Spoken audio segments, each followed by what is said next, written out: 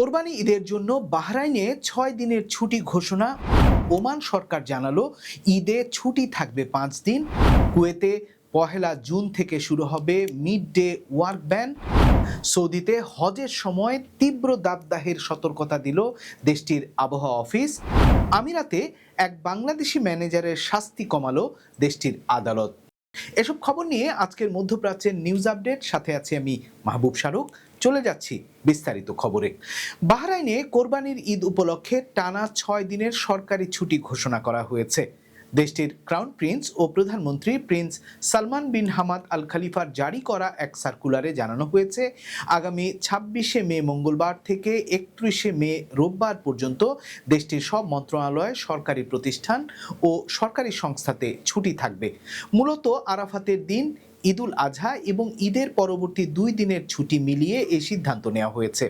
সরকারি ঘোষণা অনুযায়ী ২৬শে মে মঙ্গলবার আরাফাতের দিন থেকে শুরু হয়ে ২৭, ২৮, ২৯শে মে পর্যন্ত ঈদের ছুটি চলবে। তবে এর মধ্যে শুক্রবার সরকারি সাপ্তাহিক ছুটির দিনের সাথে মিলে যাওয়ায় কর্মীদের জন্য ছুটি একদিন বাড়িয়ে ৩১শে মে পর্যন্ত করা হয়েছে। ফলে বাহরাইনের সরকারি চাকরিজীবীরা টানা প্রায় ১ সপ্তাহ দীর্ঘ ছুটির সুযোগ পাচ্ছেন। ঈদকে ঘিরে ইতিমধ্যেই বাহরাইন জুড়ে উৎসবের প্রস্তুতি শুরু হয়েছে। শপিং মল, বাজার ও কোরবানির পশুর মার্কেটগুলোতে বাড়ছে মানুষের ভিড়।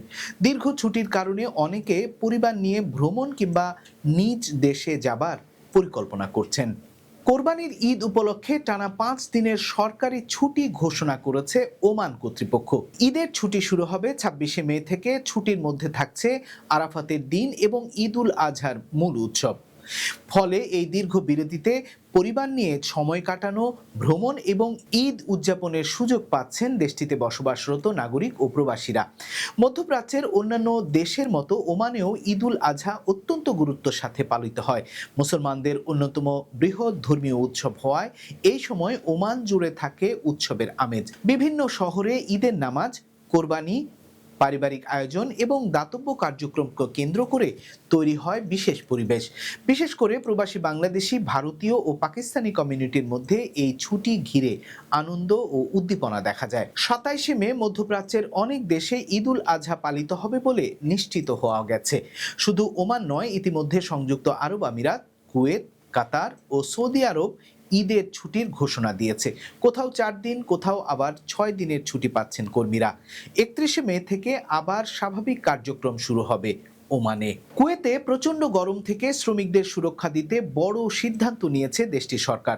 নতুন ঘোষণা অনুযায়ী আগামী জুন থেকে আগস্ট পর্যন্ত খোলা জায়গায় দিনের বেলায় সবচেয়ে গরম সময়ে কাজ সম্পূর্ণ নিষিদ্ধ থাকবে। কুয়েতের public authority for man power জানিয়েছে, প্রতি বছর পহেলা জুন থেকে ৩১শে আগস্ট পর্যন্ত সকাল ১১টা থেকে বিকেল ৪টা পর্যন্ত কোনো শ্রমিককে রোদে বা খোলা পরিবেশে কাজ করানো যাবে না। মূলত তীব্র গরমের কারণে বাড়তে থাকা স্বাস্থ্য ঝুঁকি মোকাবেলায় এই সিদ্ধান্ত নেওয়া হয়েছে। দেশটির শ্রম মন্ত্রণালয় বলছে, গ্রীষ্মকালে কুয়েতের তাপমাত্রা অনেক সময় ৫০ ডিগ্রি সেলসিয়াস ছাড়িয়ে যায়, যা নির্মাণ শ্রমিক, ডেলিভারি কর্মী এবং বাইরের কাজে নিয়োজিত মানুষজনের জন্য মারাত্মক স্বাস্থ্য ঝুঁকি তৈরি করে। তাই শ্রমিকদের হিট স্ট্রোক, পানি শূন্যতা বা অন্যান্য শারীরিক জটিলতা থেকে রক্ষা করতেই এই কঠিন নিয়ম কার্যকর করা হবে। নতুন আইনে বলা হয়েছে, কোনো প্রতিষ্ঠান এই নিষেধাজ্ঞা অমান্য করলে তাদের বিরুদ্ধে জরিমানা এবং প্রশাসনিক ব্যবস্থা নেওয়া হবে। পাশাপাশি শ্রম পরিদর্শকরা বিভিন্ন নির্মাণ সাইট এবং কর্মস্থলে অভিযান চালিয়ে নিয়মটি মানা হচ্ছে কিনা তা দেখভাল করবেন। কুয়েতে কর্মরত বিপুল সংখ্যক প্রবাসী শ্রমিক, বিশেষ করে বাংলাদেশ এবং দক্ষিণ এশিয়ার কর্মীদের জন্য এই সিদ্ধান্তকে ইতিবাচক হিসেবেই দেখা হচ্ছে। সৌদি আরবে হজের সময় তীব্র দাবদাহ এবং ধূলি ঝড় থাকবে বলে সতর্ক বার্তা দেওয়া হয়েছে। দেশটির আবহাওয়া অফিস জানিয়েছে, এবারের হজ মৌসুমে মক্কা, মদিনা ও পবিত্র স্থানগুলোতে তাপমাত্রা ৪৭ ডিগ্রি সেলসিয়াস পর্যন্ত পৌঁছাতে পারে। একই সঙ্গে দিনের বেলায় প্রবল গরম বাতাস ও ধূলি ঝড় পরিস্থিতিকে আরও কঠিন করে তুলতে পারে। বিশেষ করে আরাফাতের ময়দান, মিনা সহ খোলা স্থানে অবস্থান করা লাখো হাজির জন্য এই পরিস্থিতি বড় ধরনের স্বাস্থ্য ঝুঁকি তৈরি করতে পারে। দিনের বেলায় বাতাসের গতি ঘন্টায় ৪০ কিলোমিটার পর্যন্ত উঠতে পারে, যার কারণে ধুলাবালু বাতাসে ছড়িয়ে দৃষ্টিসীমা কমে যেতে পারে। এছাড়া তায়েফ অঞ্চলে পাহাড়ি এলাকায় বজ্র ঝড় তৈরি হবার সম্ভাবনার কথা বলা হয়েছে, যা পরবর্তীতে মক্কা ও আশেপাশের পবিত্র স্থানগুলোতেও প্রভাব ফেলতে পারে। সৌদি কর্তৃপক্ষ জানিয়েছে, পরিস্থিতি মোকাবেলায় তারা ইতিমধ্যেই পূর্ণ প্রস্তুতি নিয়েছেন। হাজিদের নিরাপত্তা নিশ্চিত করতে ব্যবহার করা হচ্ছে আধুনিক আবহাওয়া পর্যবেক্ষণ প্রযুক্তি, রাডার, স্যাটেলাইট ও মোবাইল মনিটরিং ইউনিট। পাশাপাশি বিভিন্ন ভাষায় আবহাওয়া আপডেট এবং সতর্কবার্তার প্রচারের ব্যবস্থাও রাখা হয়েছে। গত বছরও তীব্র তাপদাহের কারণে বহু হাজি অসুস্থ হয়ে পড়েন এবং শত শত মানুষের মৃত্যুর খবর সামনে আসে। তাই এবার শুরু থেকেই বাড়তি সতর্ক অবস্থানে রয়েছে সৌদি প্রশাসন। দুবাইয়ে এক বাংলাদেশি কোম্পানি ম্যানেজারকে ঘিরে আলোচিত শ্রম আইন মামলার রায় দিয়েছে দেশটির আপিল আদালত।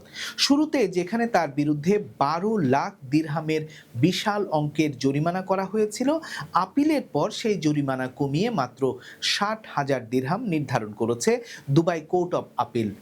ঘটনাটি ঘিরে প্রবাসী মহলে ব্যাপক আলোচনা শুরু হয়েছে। আদালতের তথ্য অনুযায়ী দুবাই ভিত্তিক একটি টেকনিক্যাল সার্ভিস কোম্পানির 60 বছর বয়সী বাংলাদেশি ম্যানেজারের বিরুদ্ধে তার বিরুদ্ধে অভিযোগ ছিল তিনি কোম্পানির কার্যক্রম বন্ধ করে দিলেও তার অধীনে থাকা 12 জন শ্রমিকের বৈধ কাগজপত্র ও আইনি অবস্থার সমাধান করেননি। আর সেই অভিযোগের ভিত্তিতে আদালত প্রথমে প্রতিটি শ্রমিকের জন্য 1 লাখ দিরহাম করে মোট 12 লাখ দিরহাম জরিমানা করে, যা বাংলাদেশি টাকায় কমপক্ষে 4 কোটি টাকা। পরে অভিযুক্ত ম্যানেজার আপিল করলে মামলায় নতুন মোড় আসে। তার আইনজীবী আদালতে দাবি করেন কোম্পানিটি আসলে বন্ধ হয়নি এবং শ্রম পরিদর্শকরা ভুল ধারণার ভিত্তিতে রিপোর্ট তৈরি করেছেন। আদালতে প্রমাণ দেখানো হয় যে শ্রমিকদের বেতন নিয়মিত পরিশোধ করা হচ্ছিল এবং কোনো শ্রমিককেই বকেয়া বেতন এবং শ্রম আইন লঙ্ঘনের অভিযোগ করেননি। সবকিছু পর্যালোচনা করে দুবাই কোর্ট অফ আপিল আগের রায় বহাল রাখলেও শাস্তি অনেকখানি কমিয়ে দেয়। এই রায়কে প্রবাসী ব্যবসায়ীদের জন্য গুরুত্বপূর্ণ বার্তা হিসেবে দেখা হচ্ছে। এই ছিল আজকের মধ্যপ্রাচ্যের নিউজ আপডেট। আল্লাহ হাফেজ।